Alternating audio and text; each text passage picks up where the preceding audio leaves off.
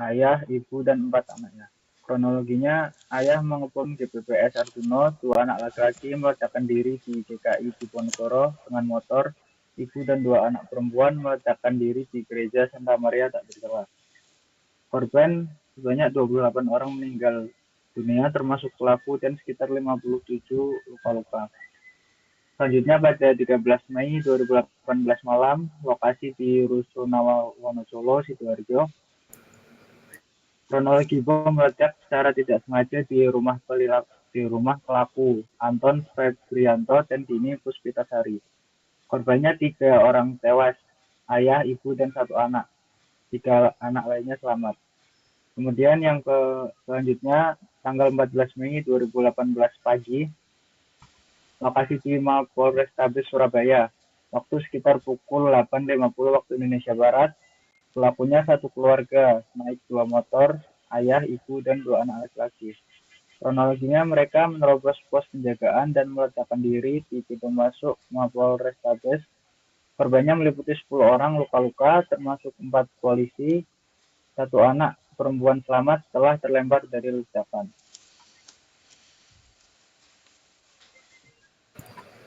Oke, selanjutnya dari kasus bom Surabaya pada tahun 2018 tersebut, kita akan timbul pertanyaan. Pertanyaan yang pertama adalah apa yang menyebabkan masyarakat mudah terpapar paham radikal seperti pada kasus bom Surabaya tersebut.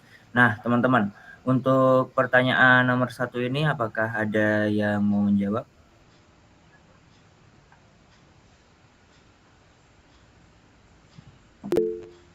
Oke, silahkan Rizky Amalia.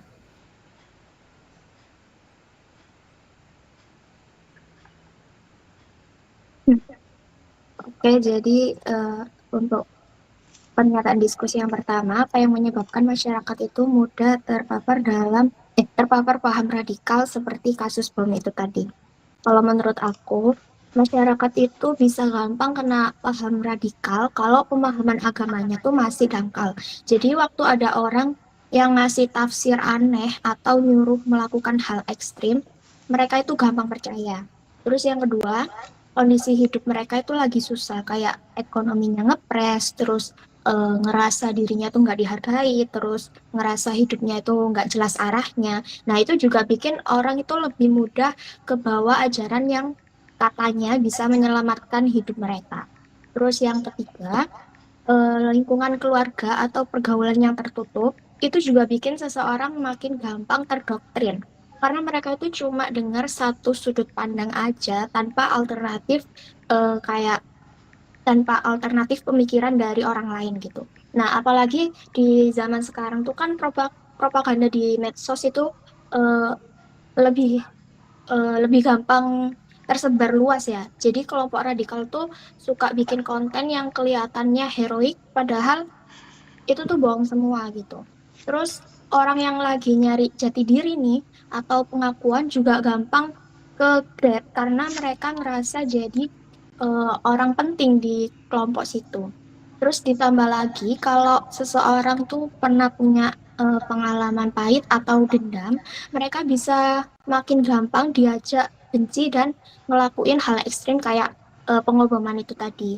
Terus cuci otak yang dilakukan berulang-ulang brainstorming ini eh, kan bisa tuh lewat dari kajian tertutup sampai bikin grup WhatsApp. Nah, itu tuh bikin pikiran orang bisa berubah tanpa sadar. Nah, dan karena banyak orang yang kurang terbiasa cek fakta atau mikir kritis, mereka tuh jadi gampang percaya sama omongan kelompok radikal itu tadi. Gitu. Mungkin dari yang lain ada pendapat, silahkan.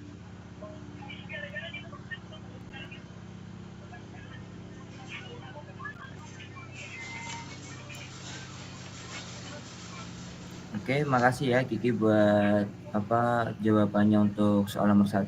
Gimana? Yang lain ada pendapat lain ataukah ada yang mau menambahkan juga?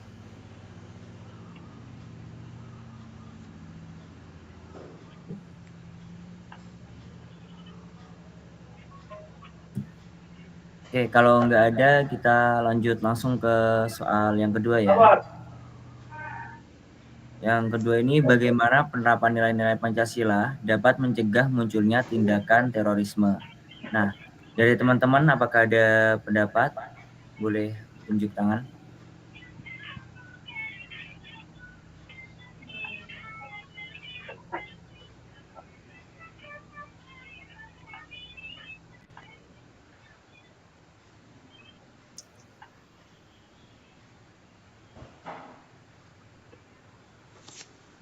Bagaimana ini untuk soal nomor 2?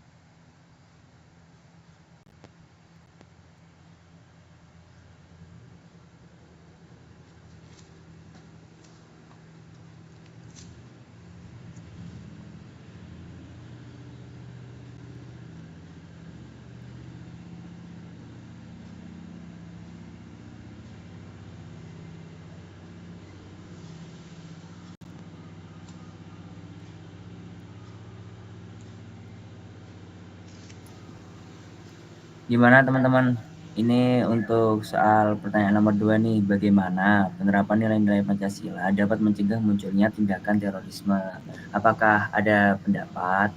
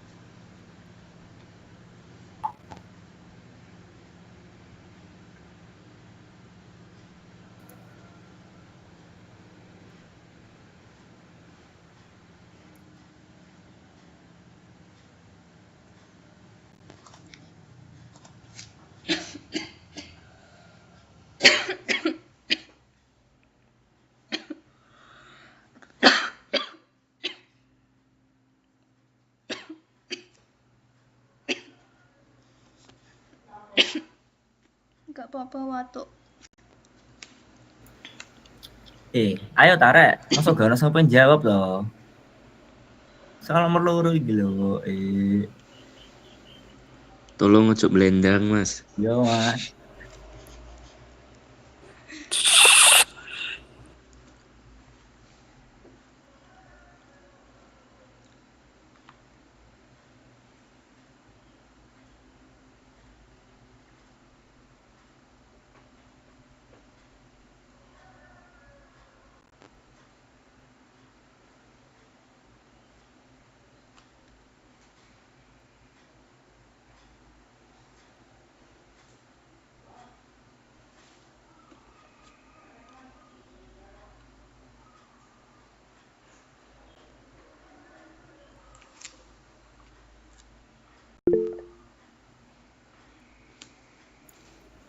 Oke, dari Farah boleh untuk mengutarakan pendapatnya. Oke, izin menjawab. Menurut pendapat saya untuk yang nomor 2, menurut pendapat saya penerapan nilai-nilai Pancasila itu sangat penting untuk mencegah munculnya tindakan terorisme. Karena Pancasila mengajarkan kita sikap saling menghargai dan tidak memaksakan kehendak. Yang pertama, dari nilai ketuhanan yang Maha Esa itu dapat membuat masyarakat lebih bijak dalam beragama dan tidak mudah dimanfaatkan oleh paham yang menyesatkan. Yang kedua, untuk nilai kemanusiaan, yakni menumbuhkan rasa empati sehingga kita tidak mendukung kekerasan terhadap orang lain. Untuk yang ketiga, prinsip Persatuan Indonesia itu mendorong kita menjaga kerukunan dan tidak membiarkan perpecahan. Yang keempat, untuk nilai kerakyatan, mengajarkan dialog dan musyawarah, sehingga perbedaan pendapat tidak diselesaikan dengan kekerasan. Dan yang terakhir, untuk yang kelima itu nilai keadilan sosial. Nah, ini itu membantu mengurangi ketimpangan yang sering menjadi alasan orang terpengaruh kelompok radikal. Jadi, jika nilai-nilai Pancasila benar-benar diterapkan dalam kehidupan sehari-hari, masyarakat itu akan lebih kritis, inklusif, dan tidak mudah terprovokasi oleh ideologi kekerasan. Baik, mungkin itu saja bisa ditambahkan oleh teman-teman yang lain. Terima kasih.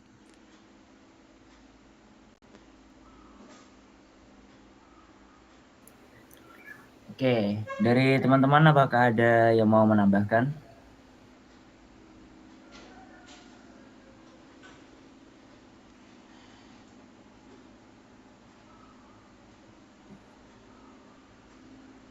Ya, karena Tayes. Lanjut langsung ke pertanyaan nomor 3. Pertanyaan nomor 3 di sini, apakah apa langkah konkret yang dapat dilakukan mahasiswa untuk membantu deradikalisasi di lingkungan kampus? Oke, teman-teman. Oh, langsung ini. Itu dong. Boleh Raihan untuk menjawab? Silakan. Oke, thanks Gio atas kesempatannya. Di sini saya ingin menyampaikan pendapat, mohon izin. Jadi pertanyaannya kan tentang langkah konkret kita sebagai mahasiswa untuk membantu deradikalisasi di lingkungan kampus. Nah, menurut saya itu ada 4 poin untuk dapat membantu deradikalisasi di lingkungan kampus.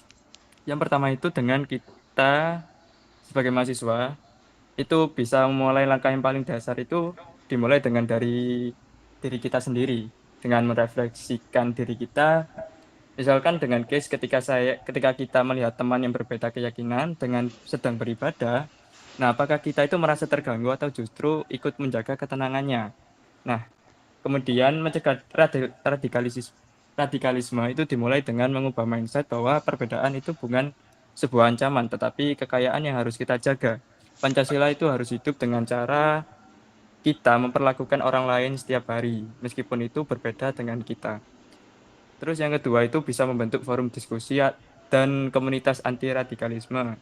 Nah, seringkali radikalisme itu tumbuh subur di ruang diskusi yang sunyi dan tertutup. Nah, sebagai mahasiswa kita punya kekuatan dengan semisal ngopi bareng atau nongkrong.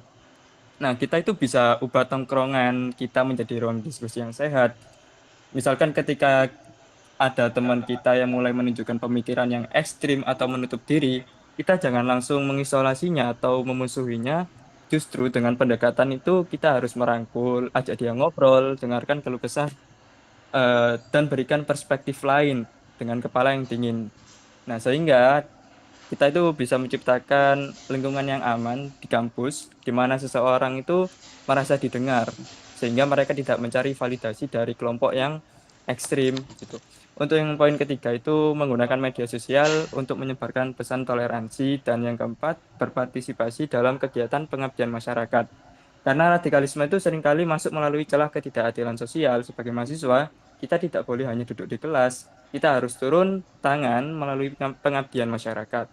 Ketika kita benar-benar terjun membantu warga dengan latar belakang yang berbeda, disitulah solidaritas sejati itu bisa terbangun sehingga radikalisme itu dapat diminimalisir begitu. Mungkin itu saja yang dapat saya sampaikan. Terima kasih. Oke, Rehan, terima kasih untuk pendapat nomor 3. Tadi sepertinya Adinata mengangkat tangan ya. Apakah ada itu jawaban lain, Adinata? Silahkan. Oke, terima kasih atas waktunya. Ini saya menambahkan dari Rehan tadi ya. Jadi menurut saya penerapan nilai-nilai Pancasila seperti toleransi, kemanusiaan, dan persatuan itu menjadi kunci penting untuk mencegah berkembangnya terorisme. Nah, di lingkungan kampus, mahasiswa berperan besar dalam deradikalisasi melalui penguatan wawasan kebangsaan. lalu membangun budaya dialog, serta menciptakan lingkungan yang inklusif dan bebas dari kekerasan. Mungkin itu saja dari saya. Terima kasih. Oke, terima kasih atas jawabannya.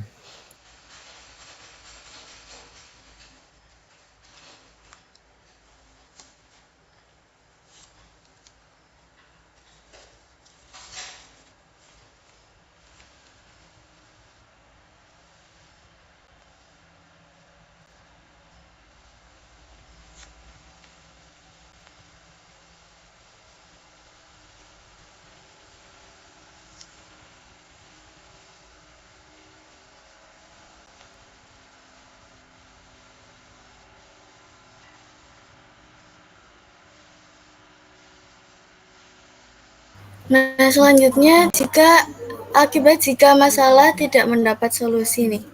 Dari kasus bom Surabaya tadi menjadi bukti nyata bahwa radikalisme yang dibiarkan tanpa pencegahan dapat memicu tragedi kemanusiaan. Akibat-akibatnya ada beberapa. Yang pertama yaitu meningkatnya ancaman terhadap keamanan nasional dan keselamatan masyarakat. Yang kedua, tumbuhnya rasa takut, kebencian, dan intoleransi antar umat beragama, karena kan ada beberapa isu yang timbul, jadi kebenciannya itu di antar umat beragama gitu juga pasti akan berpengaruh.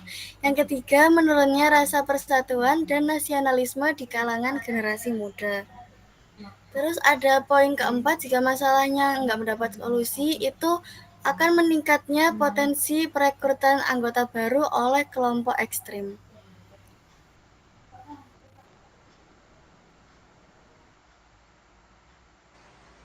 Baik, selanjutnya saya akan memaparkan tawaran solusi dari kelompok kami sebagai mahasiswa.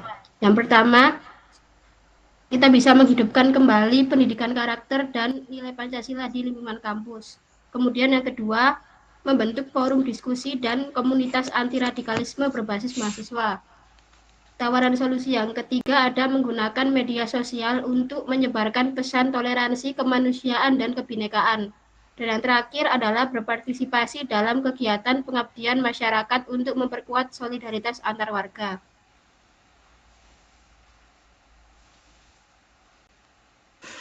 Baik, jadi kasus bom Surabaya 2018 nih jadi pengingat nih buat kita semua.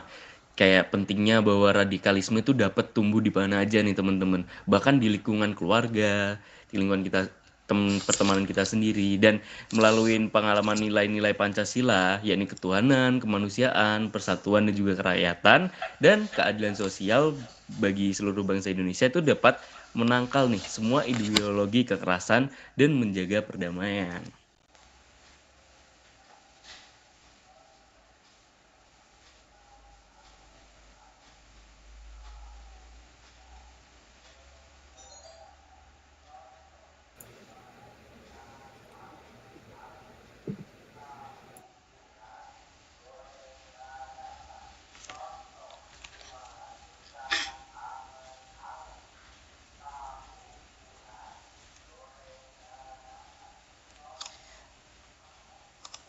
Sekian dari diskusi kita kali ini dan presentasi dari kelompok kami. Apakah dari kalian ada yang ingin ditanyakan? Silakan angkat tangan.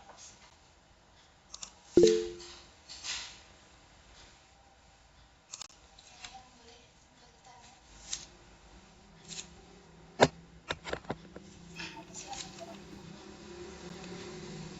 Oke, izin bertanya. Tadi kan dalam PowerPoint itu disebutkan bahwa pelaku tragedi bom Surabaya itu adalah satu keluarga utuh, termasuk kan ibu dan anak-anak.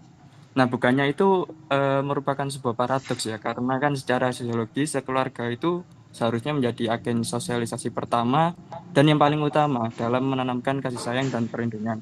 Nah, untuk pertanyaannya, bagaimana kelompok kalian itu dapat menjelaskan fenomena di mana ideologi radikal itu mampu meruntuhkan peran orang tua untuk melindungi anak, hingga justru menjadikan anak itu sebagai martir gitu, kayak orang yang rela mati demi niat radikalnya. Nah, apakah ini tuh sebuah kegagalan total sistem pendidikan karakter di tingkat negara kita yang tidak bisa dijangkau oleh negara? Terima kasih. Baik, Baik, kita pertanyaannya ditampung dulu. Apakah dari yang lain ingin bertanya lagi? Kita buka 3 pertanyaan. Jadi sekarang sisa 2, guys. Silakan.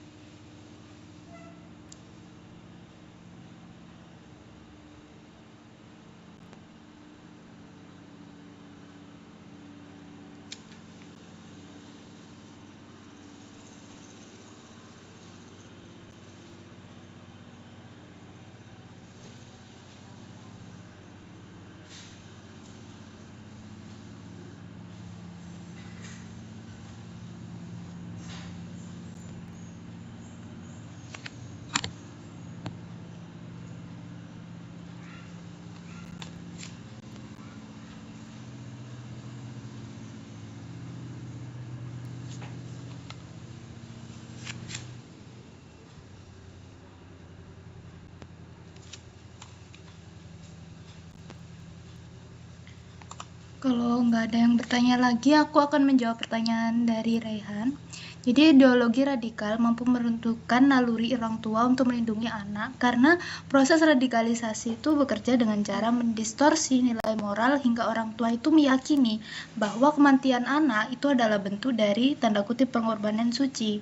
Ketika keyakinan ekstrim itu sudah menjadi pusat identitas, fungsi keluarga itu berubah dari ruang perlindungan menjadi ruang reproduksi ideologi. Fenomena ini tuh bukan sekedar kegagalan pendidikan karakter formal, tapi hasil bertemunya berbagai faktor seperti isolasi sosial, kontrol pemikiran dalam keluarga, dan juga maraknya propaganda digital yang tak terjangkau sekolah. Itu juga termasuk minimnya intervensi komunitas dan negara pada keluarga berisiko tinggi. Akibatnya, pendidikan karakter di sekolah yang sifatnya terbatas, formal, dan tidak menyentuh ruang privat keluarga itu tidak mampu menandingi kedalaman indoktrinasi yang berlangsung intens, emosional, dan berkelanjutan di rumah. Dan tadi sempat ditanyakan kan, apakah ini sebuah kegagalan total sistem pendidikan karakter di tingkat lokal yang tidak bisa dijangkau oleh negara. Jadi secara keseluruhan, fenomena ini tuh tidak bisa disebut sebagai kegagalan total, tetapi lebih tepat dipahami sebagai keterbatasan sistem pendidikan karakter, baik di sekolah, komunitas, maupun negara, yang tidak mampu menjangkau ruang privat keluarga, tempat radikalisasi paling kuat terjadi. Kan? Sistem formal hanyalah berpengaruh beberapa jam di sekolah, sementara indoktrinasi radikal dalam keluarga itu berjalan intens setiap harinya, emosional, dan juga berada di luar pengawasan publik. Jadi bukan karena pendidikan karakter tidak berfungsi, tapi karena ia itu tidak didesain untuk menandingi proses radikalisasi yang tertutup. Gitu. Apakah sudah jelas dan dipahami? Oke.